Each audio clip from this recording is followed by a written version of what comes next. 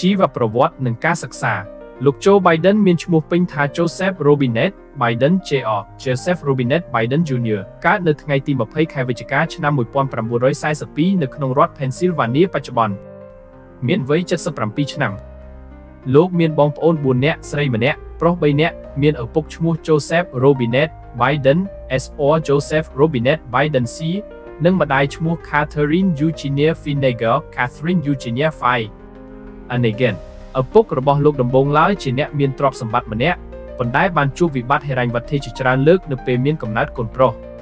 រយៈពេលជាច្រើនឆ្នាំដែលគ្រួសាររបស់លោកបានទៅរស់នៅជាមួយជីដូនជីតាខាងម្ដាយពេលសេដ្ឋកិច្ចធ្លាក់ចុះខ្លាំងក្នុងអំឡុងទសវត្សរ៍ឆ្នាំ1950ឪពុករបស់លោក Biden ពុំអាចរកការងាររយជាប់លាប់បានទេក្នុងឆ្នាំ1953គ្រួសាររបស់លោក Biden បានផ្លាស់ទៅរស់នៅតំបន់ Claymont ក្នុងរដ្ឋ Delaware ប៉ុន្មានឆ្នាំក្រោយក៏ផ្លាស់ទៅទីក្រុង Wilmington ក្នុងរដ្ឋ Delaware ដដែលក្រោយមកទៀតឪពុកលោក Biden ក៏ក្លាយជាអ្នកលក់ឡានជជុះដ៏ជោគជ័យម្នាក់អាចជួយឲ្យជីវភាពគ្រួសារបានល្អប្រសើរឡើងវិញចំពោះការសិក្សាលោក Joe Biden បានចូលរៀននៅសាលា Archme Academy នៅ Claymont ក្រោយមកទៀតលោកបញ្ចប់ថ្នាក់បរិញ្ញាបត្រពីសាកលវិទ្យា Delaware ក្នុងឆ្នាំ1965លើមុខជំនាញ2គឺផ្នែកប្រវត្តិសាស្ត្រស្ដីនិងវិទ្យាសាស្ត្រនយោបាយលោកក៏បានរៀនជំនាញបន្ទាប់បន្សំមួយទៀតផ្នែកភាសាអង់គ្លេសបន្ទាប់មកទៀតលោកបានបន្តរៀននៅសាកលវិទ្យាល័យ Syracuse ជំនាញច្បាប់ក្នុងឆ្នាំ1966និងបញ្ចប់ក្នុងឆ្នាំ1968ក្នុងឆ្នាំ1968លោក Biden ក៏បានធ្វើជាស្មៀន06ខែផងដែរនៅក្រុមហ៊ុនច្បាប់មួយក្នុងក្រុង Wilmington ដឹកនាំដោយសមាជិកគណៈបក្សសាធារណរដ្ឋដ៏លេចធ្លោមួយរូបក្នុងពេលចូលរួមសកម្មភាពនានាសមាជិកគណៈបក្សសាធារណរដ្ឋក្នុងតំបន់នោះក៏ព្យាយាមជ្រើសរើសលោកចូលជាសមាជិកប៉ុន្តែលោក Biden បដិសេធដោយសារមិនពេញចិត្តបេក្ខជនប្រធានាធិបតី Richard Nixon ហើយលោកក៏ទៅចុះចូលជាមួយគណៈបក្សឯករាជ្យនៅឆ្នាំ1969លោក Biden បានចាប់ផ្ដើមការងារជាអ្នកច្បាប់បន្តទៀតក្នុងទីក្រុង Wilmington ដំបូងជាមេធាវីការពារក្តីសាធារណៈនៅក្រុមហ៊ុនដឹកនាំដោយមន្ត្រីសកម្មម្នាក់របស់គណៈបក្សប្រជាធិបតេយ្យគ្រានោះលោកក៏បានទៅចូលរួមក្នុងកិច្ចប្រជុំមួយរបស់គណៈបក្សប្រជាធិបតេយ្យហើយលោក Biden ក៏សម្រេចចុះឈ្មោះចូលជាសមាជិកគណៈបក្សប្រជាធិបតេយ្យវិញការប្រឡូកក្នុងឆាកនយោបាយចាប់អាជីពនយោបាយដំបូងលោក Joe Biden បានបម្រើការក្នុងក្រុមប្រឹក្សានៅតំបន់ Newcastle ពីឆ្នាំ1970-1972តែក៏បន្តធ្វើការងារឯកជនជាអ្នកច្បាប់ដដែលដោយមានមហិច្ឆតាចង់ក្លាយជាសមាជិកព្រឹទ្ធសភាលោកបានចាប់ផ្ដើមចូលឈ្មោះជាបេក្ខភាពនៅក្នុងការបោះឆ្នោតសមាជិកព្រឹទ្ធសភាក្នុងរដ្ឋ Delaware ក្នុងឆ្នាំ1972ការនោះពិតជាលំបាកខ្លាំងក្នុងការប្រជែងជាមួយបេក្ខភាពខាងគណៈបក្សសាធារណរដ្ឋលោក J. Caleb Box ដែលកាន់តំណែងនេះ3អាណត្តិមកហើយប៉ុន្តែដោយមានការតស៊ូក្នុងយុទ្ធនាការឃោសនាបោះឆ្នោតលោកខិតខំផ្សព្វផ្សាយគោលនយោបាយនានានិងបានជួបដោយផ្ទាល់ជាមួយពលរដ្ឋដើម្បីអូសទាញទឹកចិត្តម្ចាស់បោះឆ្នោតទីបំផុតលោកក៏ទទួលជ័យជំនះក្នុងការបោះឆ្នោតជ្រើសរើសសមាជិកព្រឹទ្ធសភាក្នុងរដ្ឋ Delaware រៀបចំឡើងនៅថ្ងៃទី07ខែវិច្ឆិកាឆ្នាំ1972មានសម្លេងគាំទ្រ 3.162 សម្លេងនៅថ្ងៃទី05ខែមករាឆ្នាំ1973លោក Joe Biden បានស្បត់ចូលកាន់តំណែងជាសមាជិកព្រឹទ្ធសភាប្រចាំរដ្ឋ Delaware ក្នុងវ័យត្រឹមតែ30ឆ្នាំប៉ុណ្ណោះជាសមាជិកព្រឹទ្ធសភាវ័យក្មេងជាងគេក្នុងប្រវត្តិសាស្ត្រតាមអាមេរិកលោកបានជាប់ជាសមាជិកសភា6អាណត្តិទៀតគឺនៅឆ្នាំ1978 1984 1990 1996 2002និងឆ្នាំ2008ដោយកាន់តំណែងសមាជិកព្រឹទ្ធសភាសរុបពីឆ្នាំ1973រហូតដល់ឆ្នាំ2000ក្រៅពីតំណែងសមាជិកព្រឹទ្ធសភានៅឆ្នាំ1987លោក Joe Biden ក៏បានប្រកាសចូលរួមជាបេក្ខភាពដណ្ដើមការតែងតាំងជាបេក្ខជនប្រធានាធិបតីតំណាងបកប្រជាធិបតេយ្យផងដែរដើម្បីចូលរួមការបោះឆ្នោតប្រធានាធិបតីឆ្នាំ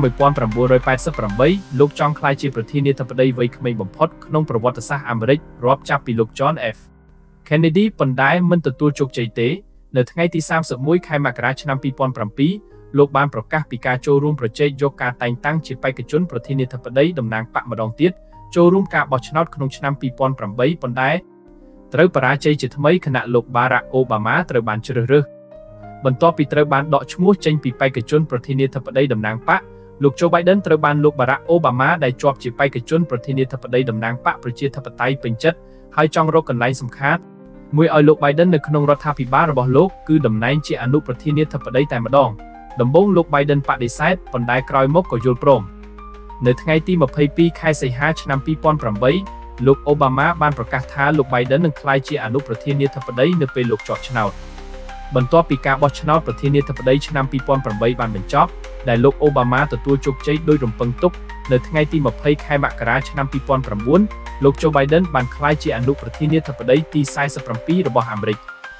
នៅឆ្នាំ 2010 លោកក៏ត្រូវបានលោក Obama ស្នើសុំឲ្យធ្វើជាអនុប្រធានាធិបតីម្ដងទៀត ដើម្បីប្រភាគស្មើគ្នាចូលរួមការបោះឆ្នោតប្រធានាធិបតីក្នុងឆ្នាំ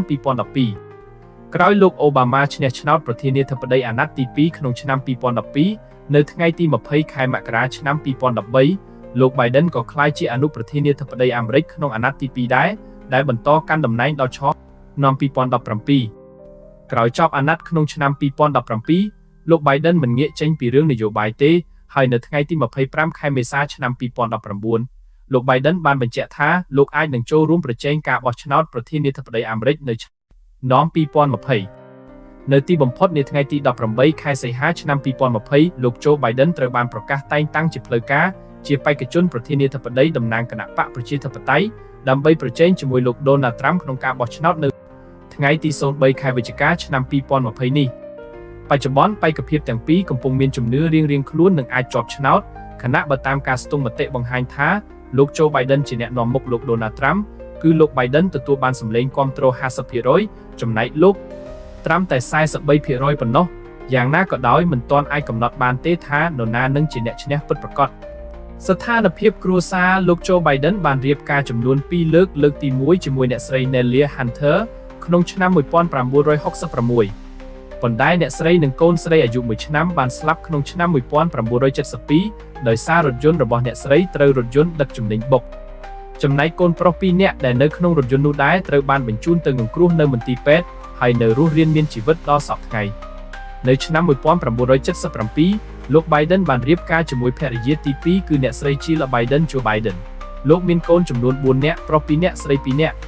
ក្នុងនោះ 3 នាក់កូនជាមួយភរិយាមុនដែលស្លាប់ស្រីម្នាក់ក្នុងគ្រោះថ្នាក់ចរាចរណ៍ និងកូនស្រីម្នាក់ទៀតជាមួយភរិយាទី 2 សព្វថ្ងៃ